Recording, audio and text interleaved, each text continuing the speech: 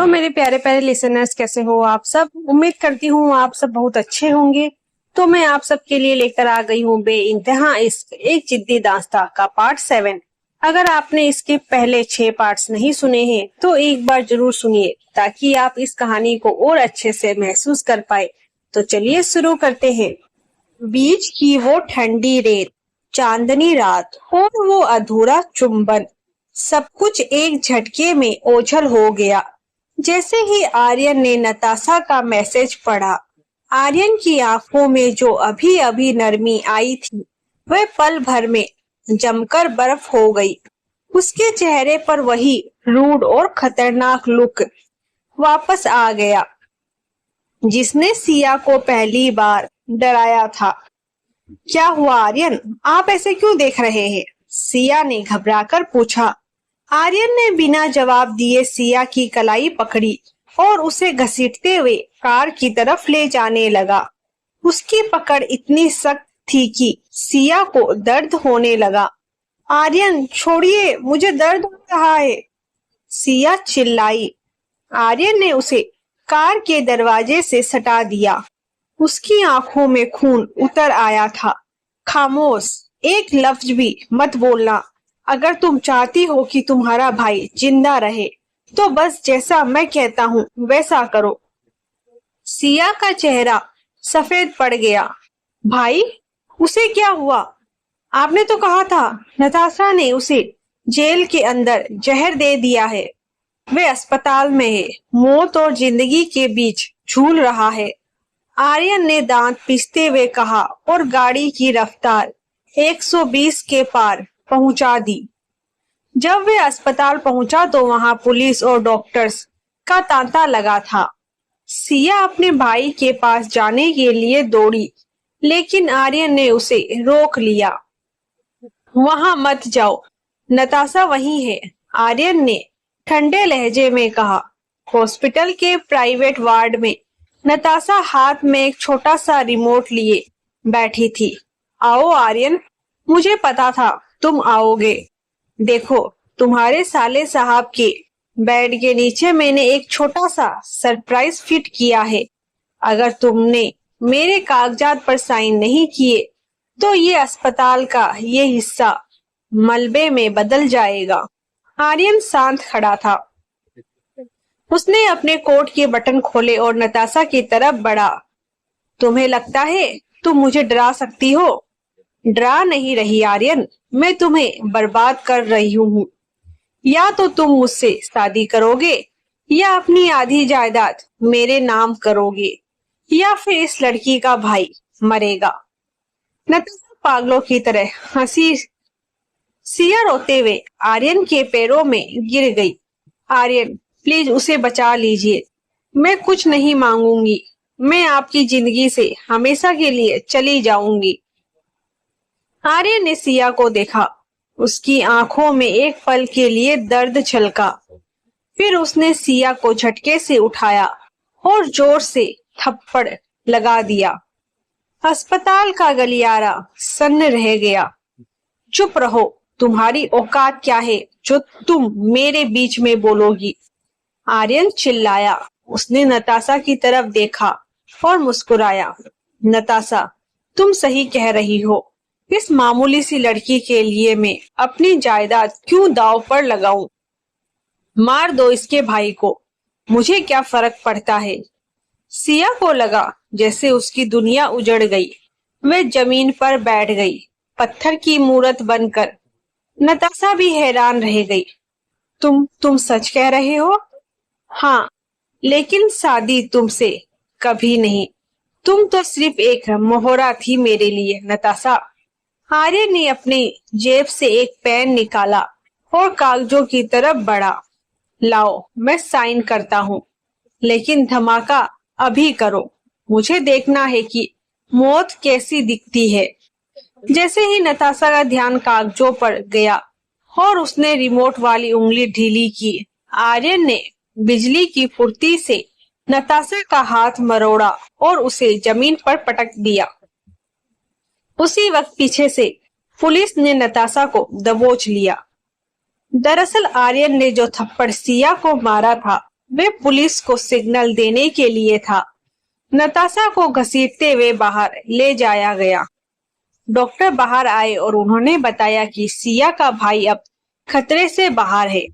सिया भागकर अपने भाई के पास पहुंच गई। वे बेहोश था।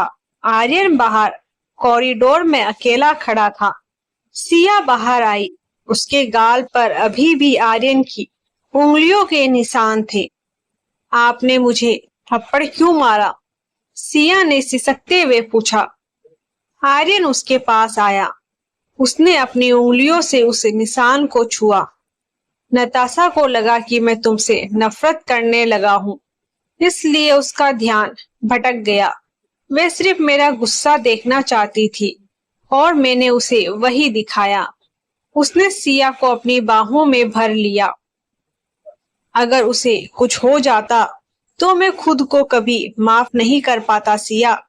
सिया ने उसे पीछे धकेला। अब सब खत्म हो गया है आर्यन। मेरा भाई ठीक है। नताशा जेल में है। अब इन 6 दिनों की शर्त का क्या? आर्यन की आंखों में फिर से वही जिद्दीपन आ गया। उसने सिया को दीवार से सटा दिया और उसके होठों के करीब आकर कहा, शर्त बदल गई है सिया। अब वे सिर्फ 6 दिन नहीं, अब तुम्हें सारी जिंदगी मेरी कैद में रहना होगा।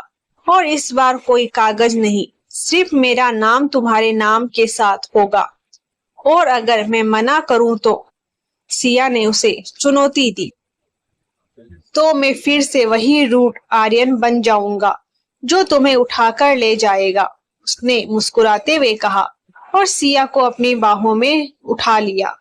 अस्पताल के उस गलियारे में जहां मौत का साया था, वहां एक नई जिंदगी की शुरुआत हुई। आर्यन रायचंद ने अपनी सबसे बड़ी जंग जीत ली थी। अपनी जिद की नहीं, अपनी मोहब्बत की। नताशा जेल जा चुकी थी और सिया का भाई खतरे से बाहर था। लेकिन आर्यन रायचंद की जिंदगी में सुकून शब्द की कोई जगह नहीं थी। जैसे ही वे अस्पताल से घर पहुंचे, हवेली के बाहर काली गाड़ियों की एक लंबी कतार खड़ी थी। आर्यन के चेहरे के हाव भाव एकदम से बदल गए। उसके माथे पर सिकन आ गई और उसने सिया का हाथ और भी मजबूती से पकड़ लिया। आर्यन, क्या हुआ? ये गाड़ियां किसकी है? सिया ने घबराते हुए पूछा। तूफान की, आर्यन ने कड़क आवाज में कहा। सिया, तुम अंदर जाओगी तो सिर्फ मेरे पीछे रहना, चाहे जो भी हो जाए, और अपना मुंह मत खोलना। जैसे ही वे अंदर पहुंचे, हॉल में एक बुजुर्ग लेकिन बेहद कड़क औरत बैठी थी। उनके हाथ में सोने की छड़ी थी और आंखों में घमंड था जो आर्यन की आंखों में अक्सर दिखता था।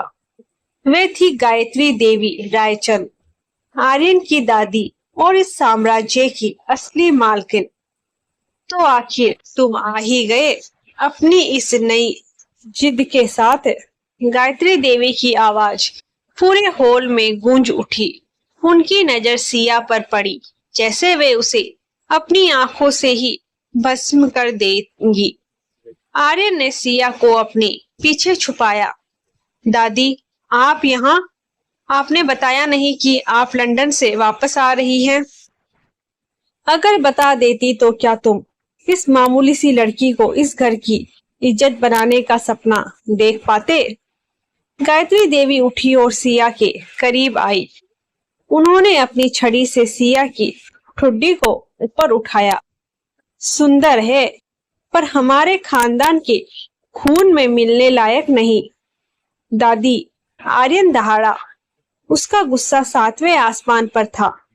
सिया मेरी है और जो मेरा है उसके बारे में फैसला सिर्फ मैं करता हूँ।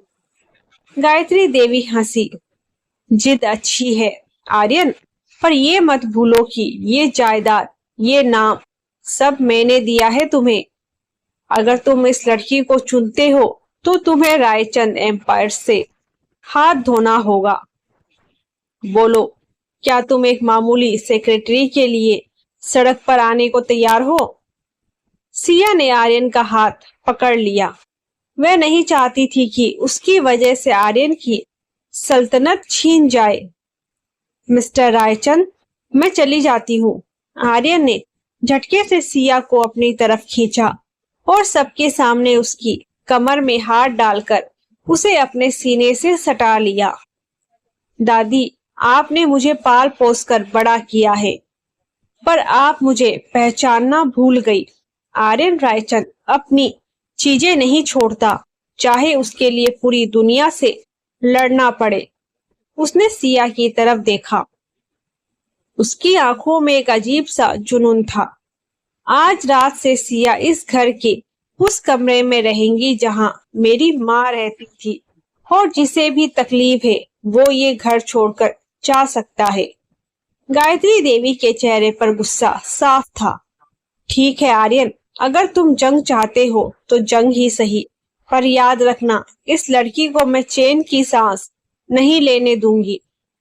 अगली सुबह जब सिया की आंख खुली तो उसने खुद को एक विशाल रेशमी बिस्तर पर पाया। कमरा शाही था, लेकिन उसे महसूस हो रहा था कि ये कोई कमरा नहीं बल्कि एक सुनहरा पिंजरा है। बाहर पहरेदार खड़े थे। आर्यन ने रात को ही साफ कर दिया था कि अब सिया की हर सांस पर उसका पहरा होगा। तभी कमरे का दरवाजा एक झटके से खुला। आर्यन अंदर दाखिल हुआ। उसने काले रंग का सूट पहना था और उसके हाथ में एक मोटा सा रजिस्टर था। उठो सिया, आराम का वक्त खत्म हुआ, आर्यन ने रूखे स्वर में कहा। उसने रजिस्टर बेड पर फेंका। ये रायचंद खानदान का इतिहास और हमारे नियम है। शाम को दादी के सामने तुम्हारा पहला इम्तिहान है। अगर तुम एक भी नियम भूली तो उसका अंजाम बुरा होगा। सिया ने रजिस्टर की तरफ देखा। आर्यन, क्या मैं आपके लिए सिर्फ एक प्रोजेक्ट हूँ जिसे आप अपने हिसाब से ढालना चाहते हैं? आर्यन उसके करीब आया और उसे बांह से पकड़कर खड़ा किया। उसकी आंखों में वही रूठ जुनून था। तुम मेरे लिए वो जिद हो जिसे मुझे दुनिया के सामने सही साबित करना है। अगर मेरी दादी को लगता है कि तुम इस खानदान के काबिल नहीं हो, तो मैं तुम्हें काबिल बनाकर दम लूंगा, चाहे इसके लिए मुझे तुम्हें रुलाना ही क्यों ना पड़े। पूरा दिन सिया को उन नियमों को रटने पर मजबूर किया गया। दोपहर के वक्त गायत्री देवी ने उसे डाइनिंग हॉल में बुलाया। मेज पर ढेर सारा खाना लगा था, लेकिन वहां सन्नाटा था। बैठो, गायत्री देवी ने हुक्म दिया। एक रायचंद बहू को पता होना चाहिए कि शाही दावतों में कैसे व्यवहार किया जाता है। आज तुम बिना आवाज किए, बिना गलती किए इन 15 तरह के व्यंजनों को चखोगी। अगर एक भी चम्मच प्लेट से टकराया तो तुम आज रात का खाना नहीं खाओगी। सिया डरते डरते बैठ गई। वह बहुत संभल कर खा रही थी, लेकिन गायत्री देवी की तीखी नजरें उसे और भी घबरा रही थी। तभी अचानक गायत्री देवी ने इशारे से एक नौकर को बुलाया और उसने जानबूझकर सिया के हाथ पर गरम सूप गिरा दिया। आह! सिया के हाथ से चम्मच छूटकर प्लेट पर गिरा और तेज आवाज हुई। नाकाबिल! गायत्री देवी चिल्लाई। तुम एक चम्मच तक नहीं संभाल सकती? जाओ यहाँ से, और याद रखना, आज रात तुम भूखी रहोगी। सिया की आंखों में आंसू आ गए। वह भागकर अपने कमरे की तरफ जा रही थी कि गलियारे में उसकी टक्कर आर्यन से हुई। आर्यन ने उसे गिरते हुए संभाला और उसका लाल पड़ा हुआ हाथ देखा। ये कैसे हुआ? आर्यन की आवाज में बिजली जैसी कड़क थी। सिया ने कुछ नहीं कहा, पर आर्यन सब समझ गया। उसका चेहरा गुस्से से काला पड़ गया। वह सिया को घसीटते हुए वापस डाइनिंग हॉल में ले गया। दादी! आर्यन दहाड़ा। गायत्री देवी अभी भी वहीं बैठी थी। क्या हुआ आर्यन? अपनी इस कमजोर लड़की की वकालत करने आए हो? आर्यन ने मेज पर रखा पानी का जग उठाया और पूरी मेज पर बिखेर दिया। सारा खाना और बर्तन जमीन पर गिरकर टूट गए। अगर मेरी होने वाली पत्नी इस मेज पर खाना नहीं खाएगी तो इस घर में कोई भी खाना नहीं खाएगा। उसने सिया का हाथ पकड़ा और सबके सामने उसे अपनी गोद में उठा लिया। आज से सिया को खाना मैं खिलाऊंगा और जिसे ऐतराज है वो अपनी आंखें बंद कर ले। आर्यन उसे अपने कमरे में ले गया। उसने खुद अपने हाथों से सिया के हाथ पर मरहम लगाया। उसके स्पर्श में अब वो रूखापन नहीं था, बल्कि एक फिक्र थी। तुम चुप क्यों रही? तुम्हें उन्हें जवाब देना चाहिए था, आर्यन ने कहा। जवाब देने से नफरत कम नहीं होती, आर्यन, सिया ने सिसकते हुए कहा। आर्यन ने उसके चेहरे को ऊपर उठाया और सीधे उसकी आंखों में झांका। नफरत कम करने की जरूरत नहीं है सिया, तुम्हें बस इतना मजबूत बनना है कि नफरत तुम्हें छू भी ना सके। और याद रखना, तुम अकेली नहीं हो।